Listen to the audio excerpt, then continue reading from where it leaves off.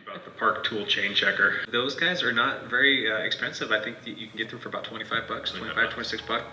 Yeah, right. Dial podcast, just because they say like buy a chain checker tool, you think people are just gonna run out and buy them? Come on, man.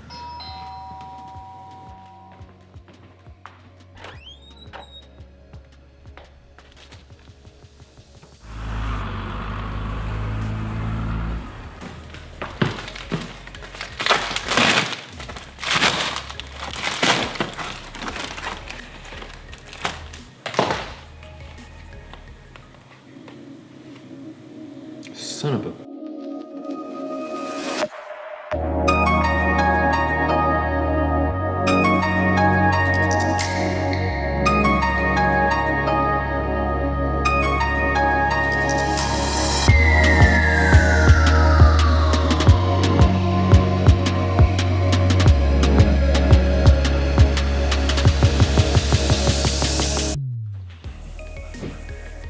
Okay, so let's check out the Park Tool CC2 chain length checker. So yeah, the idea behind this is we will be able to drop it in on our chain and just check and see how worn out our chain is.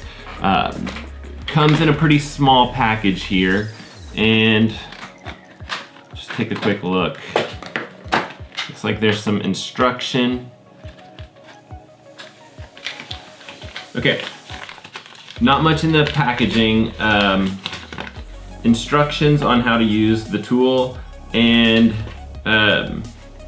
basically there's two small pins on either side, and we'll drop these in on our chain, and we'll use this little gauge right here to measure the length of the chain. And the idea is that you will set it to 0, we'll drop it in on the chain, we'll adjust this to make sure it actually pushes up against the little rivets, and then we'll actually measure the amount of chain slack. And as the chain gets older, there's more and more play between the chain lengths. Okay, I have no idea if this will work off the bike, but we'll just try it. I'm worried that there won't be enough tension in the chain. Basically, your rear derailleur that helps you shift actually puts tension in the chain as well. So what we're supposed to do is put this on at 0, and then take the front one and drop it into small, so basically you kind of have like the wider chainring openings and the smaller ones in between each one. So wide, small, wide, small, wide, small. So we'll do the smaller one, and then we'll drop the next one into the wider opening. So I'm using this opening here and this one here. Hopefully you can see that on the video.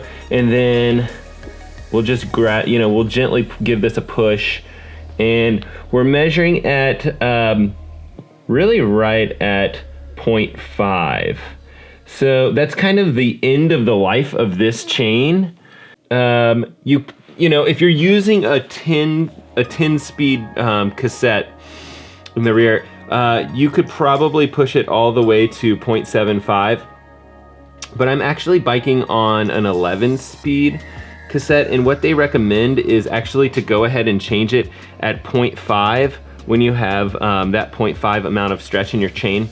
And so new is 0 basically, and 0.5 is a bit of life worn into it. For an 11-speed, the reason that they're actually recommending you change your chain a little bit earlier is because the cogs and the spacing between them are thinner, and then worn chains basically will wear your rear cogs out faster. And because they're more expensive, they recommend that you change the chain as opposed to wearing out your rear cassette or your front cassette for that matter with a loose chain and having to purchase a more expensive component like your actual cassettes.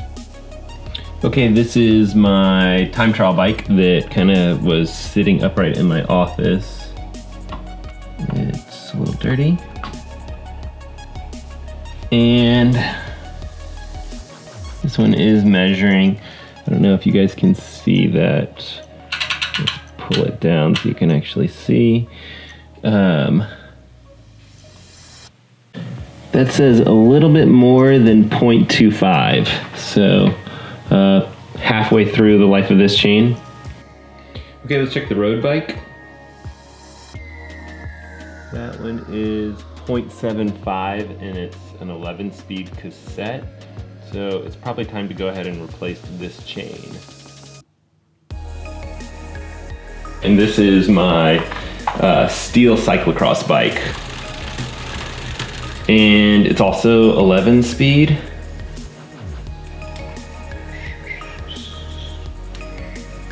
And looking pretty good. Probably I would say less than 0.25. Okay, lastly, this is a single speed bike. And what they'll suggest for this is that you actually allow for less stretching. And this one actually is measuring at 0.5. So on an 8-speed, 9-speed, 10-speed bike, it'd be okay. They would suggest replacing it at 0.75. But because this is a single speed and the chain actually wraps around the cogs more tightly, they actually suggest changing it out at 0.1. And that's because if the chain's not fitting as tightly, it'll actually start to make some noise and things like that. So you may hear it, hear your chain be a little bit louder as it's loose on all the cogs in a single speed bike. Okay, so that is the Parks Tool CC2 chain checker. And it's not super expensive. You could build something like this yourself. But for, you know, a nice little tool to have fairly accurate measurements, it is about $25, 25 to 30 bucks on Amazon. And I'll drop a link in the description if you guys want to click through and snag one of these for yourself. Okay, thanks for watching, and be sure to subscribe if you guys haven't subscribed here, if you're new here, and hit the like button. I really appreciate it. Thanks so much for watching. We'll catch you guys next time.